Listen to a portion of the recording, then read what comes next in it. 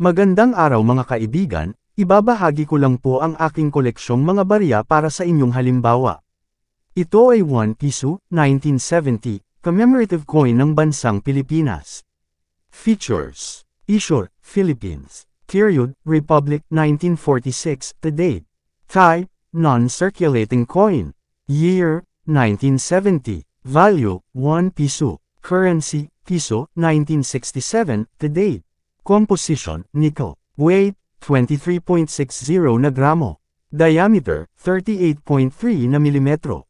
Shape, round. Technique, milled. Orientation, coin alignment. Demonetized, yes. Number, and number 32568. References, KM number 202, Shun number 41. Commemorative issue, Pope Paul VI. Series, PayPal visit. Ito po ang price appraisal sa Numasta. Extra fine, pesos. 190 pesos. Almost uncirculated, 420 pesos.